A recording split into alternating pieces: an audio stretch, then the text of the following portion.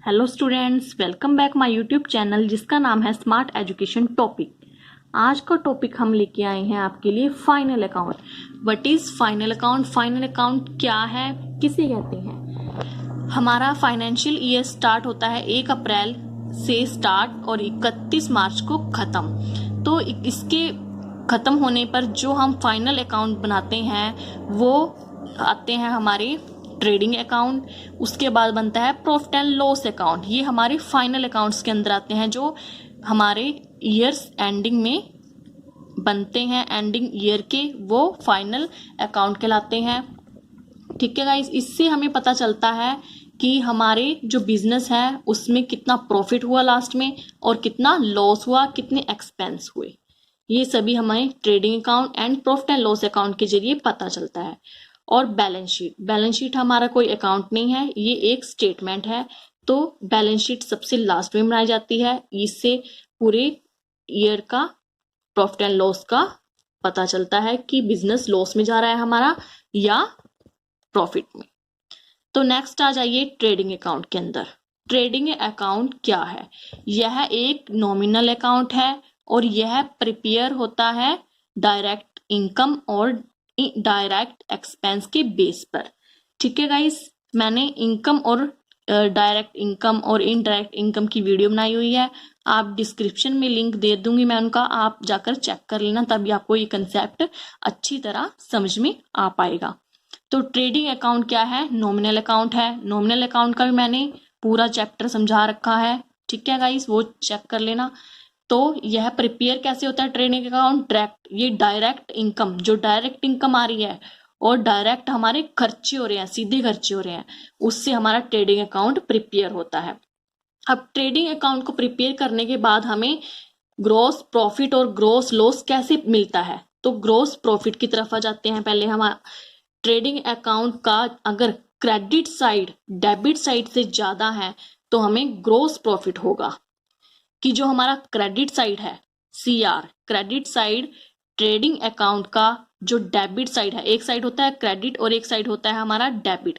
अगर एक साइड मतलब क्रेडिट साइड डेबिट साइड से ज्यादा है, मतलब यहाँ मान लो 10 आ गया इसका बैलेंस लास्ट में और यहाँ मान लो 20 आ गया है, यानी कि क्रेडिट साइड ज्यादा है तो डेबिट साइड लो हो गई और क्रेडिट अप हो गई।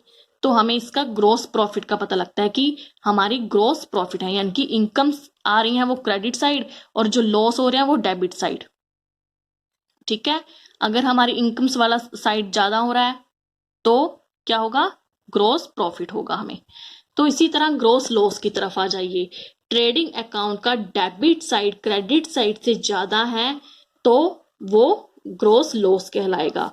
देखो, अगर डेबिट साइड यानी कि एक्सपेंस वाली साइड 50 है और क्रेडिट साइड हमारा है 20, तो हमारी क्या है? एक्सपेंस ज्यादा हो रहे हैं, खर्चे ज्यादा हैं, तो लॉस हमारा होएगा ट्रेडिंग अकाउंट का। तो इसी तरह ग्रॉस प्रॉफिट मिलने पर, जो हमें लास्ट में ग्रॉस प्रॉफिट मिला है, मिलने पर प्रॉफिट एंड लॉस अकाउंट बनेगा। जो वो कहाँ शो होएगा? क्रेडिट साइड ट्रांसफर करेंगे, क्योंकि अगर क्रेडिट साइड ज्यादा है तभी प्रॉफिट होगा।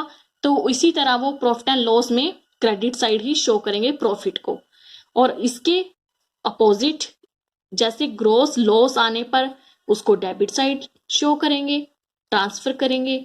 उसी तरह जैसे लॉस में किया था हमने, डेबिट साइड भारी है तो वो हो जाएगी लॉस, अगर क्रेडिट साइड भारी है हमारी तो वो हो जाएगी प्रॉफिट। तो इसी तरह प्रॉफिट एंड लॉस के अंदर भी जो साइड भारी है मतलब डेबिट है वो आ जाएगी प्रॉफिट एंड लॉस साइड, जो लॉस है, और जो क्रेडिट हुआ है वो आ जाएगी प्रॉफिट एंड लॉस की क्रेडिट साइड। अब हमने ट्रेडिंग अकाउंट तो जान लिया कि ट्रेडिंग अकाउंट किसे कहते हैं। अब आएंगे हम प्रॉफिट एंड लॉस की account. Profit and loss indirect income और इनडायरेक्ट लॉस पर बेस्ड है।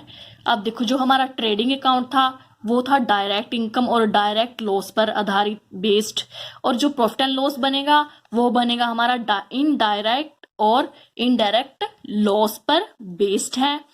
ठीक है, through profit and loss account we get, हमें क्या मिलता है प्रॉफिट एंड लॉस अकाउंट से? आइए, अगर हमें मिल रहा है नेट प्रॉफिट, वो कैसे पता चलेगा कि नेट प्रॉफिट हुआ? अगर हमारी क्रेडिट साइड ज्यादा है डेबिट साइड से तो हमें नेट प्रॉफिट होगा। उसी तरह जैसे हमने ट्रेडिंग अकाउंट में था कि अगर हमारा क्रेडिट अकाउंट का पलड़ा भारी है तो हमें प्रॉफिट होगा। अगर लॉस में उससे अपोजिट नेट लॉस, अगर डेबिट साइड क्रेडिट साइड से ज्यादा है, अगर डेबिट साइड का पलड़ा क्रेडिट साइड से ज्यादा है तो हमें नेट लॉस होगा। और net profit and net loss are transfer, जैसे हमने ट्रेडिंग अकाउंट के प्रॉफिट एंड लॉस को, जो प्रॉफिट हुआ और जो लॉस हुआ उसको ट्रांसफर किया था प्रॉफिट एंड लॉस में। अब प्रॉफिट एंड लॉस के नेट प्रॉफिट और नेट लॉस को हम ट्रांसफर कहाँ करेंगे, आइए देखते हैं। Net profit and net loss are transfer to liability side of the balance sheet. ये दोनों जाएंगे लाइबिलिटी साइड में बैलेंस शीट की। अब आप बोलोगे कि डेबिट और क्रेडिट ये दोनों कैसे लाइबिलिटी साइड जा सकते हैं, एक साइड तो डेबिट होनी चाहिए और एक साइड क्रेडिट, बट नहीं, इसमें लाइबिलिटी साइड ही जाएंगे। और कहाँ जाएंगे? कैपिटल अकाउंट में। जो लॉस है और प्रॉफिट है, क्योंकि वो हमारा बिजनेस का है तो बिजनेस का जो भी लॉस होगा वो कैपिटल को कम करेगा और जो हमारा प्रॉफिट होगा वो बिजनेस को कैपिटल में प्लस होगा। Net profit is add to the capital account, जो कैपिटल है हमारा उसमें ऐड हो जाएगा अगर प्रॉफिट हुआ, क्योंकि ज्यादा प्रॉफिट हुआ तो कैपिटल हमारी बढ़ जाएगी। अगर हमें लॉस हो गया, net loss is deducted by capital account, अगर हमें लॉस हो गया तो वो डिडक्ट हो जाएगा कैपिटल अकाउंट में से। डिडक्ट मीन्स माइनस हो जाएगा वो कैपिटल अकाउंट में। इसीलिए मैंने कहा है कि वो लाइबिलिटी साइड में दोनों बैलेंस शीट की लाइबिलिटी साइड शो होंगे। और क्यों होंगे? वो कैपिटल की वजह से होंगे, क्योंकि लॉस होगा तो कैपिटल माइनस, अगर प्लस प्रॉफिट होगा तो वो कैपिटल में प्लस। तो गाइस अब ट्रेडिंग अकाउंट भी हो गया हमारा, प्रॉफिट एंड लॉस अकाउंट भी हो गया। अब आते हैं हम लास्ट में बैलेंस शीट की तरफ। बैलेंस शीट किसे कहते हैं? Balance sheet is one of this statement not a accounts. मैंने जैसे पीछे बताया है कि बैलेंस शीट कोई अकाउंट नहीं है, वो है एक स्टेटमेंट है। It's show of a final position of business, ये हमारे बिजनेस की फाइनल फाइनेंशियल पोजीशन को पता करने में हमारी मदद करती है कि कितना प्रॉफिट हुआ हमारे बिजनेस को एंडिंग ईयर में, लास्ट में साल के, और कितना हमारा लॉस हुआ है, लॉसेस हुए हैं, कितने खर्चे हुए हैं, कितनी इनकम हुई है। It prepared at a particular date, इसको हम एक पर्टिकुलर डेट पर ही बनाते हैं, प्रिपेयर करते हैं। जैसे 31 मार्च को बनती है ये सिर्फ।